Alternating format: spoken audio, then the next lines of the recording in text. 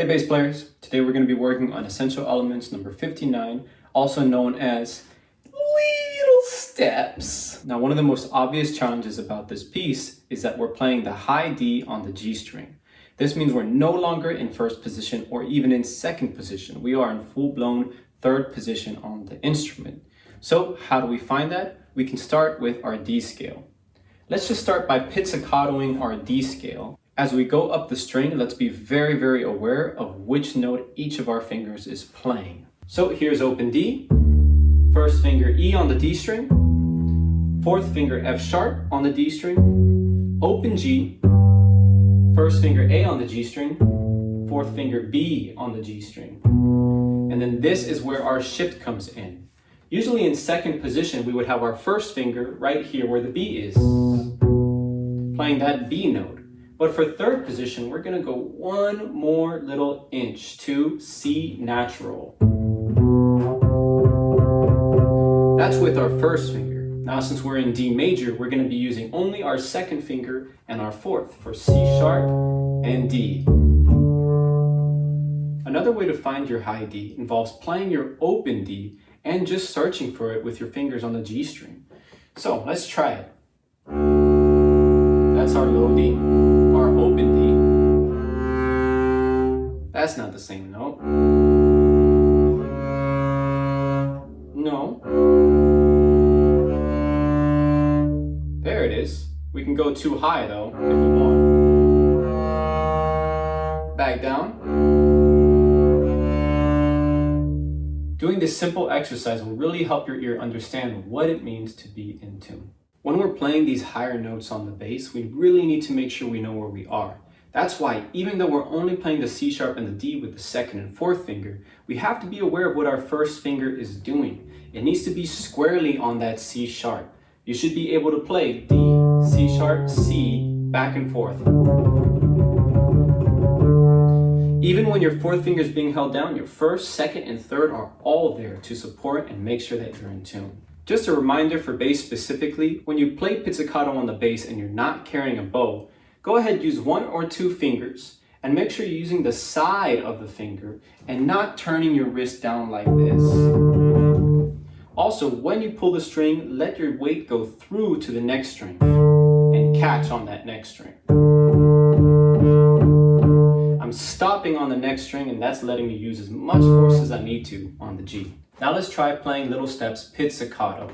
So get in position, make sure your left elbow is nice and up and not touching the back of the instrument. Your thumb should be in the middle of your hand somewhat, and your hand is nice and open with all the fingers working together to play that D. I've set my metronome at 50 BPM. Get in playing position for pizzicato, and don't forget about that rest. Here we go. 1, 2, 3, 4. Rest. Rest.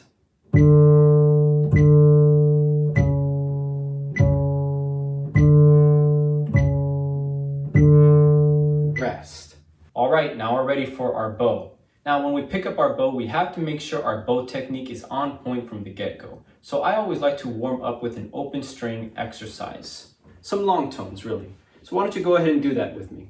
Our left hand can relax. I'll set the bow on the G string, and I'm just gonna play unmeasured long tones. Just whatever feels natural, as long as I'm getting a full sound and using all of my bow. Go ahead and start whenever you're ready. Here we go.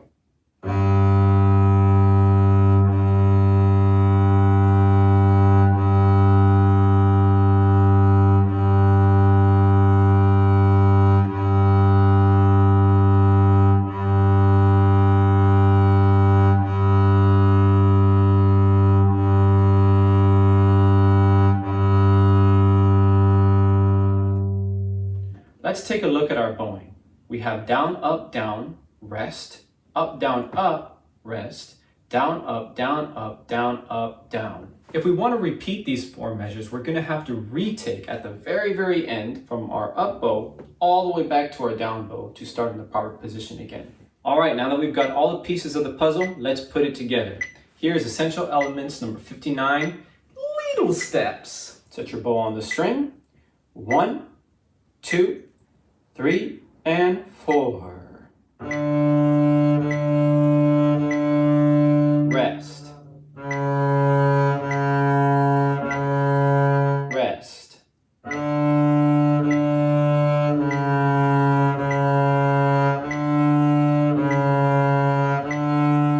Retake. Rest. Rest.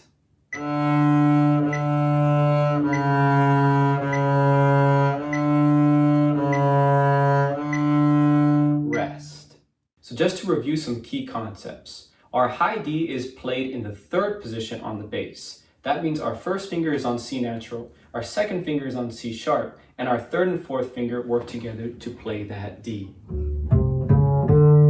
We want to make sure that all our fingers are working together. Don't leave the pinky all on its own. Use your first, second, third, and fourth finger when you're playing that high D. As far as practice goes, make sure to practice the passage pizzicato before you pick up your bow. Then you can put all those pieces together. All right, everyone, that's all for today. Great job, and I'll see you in the next video.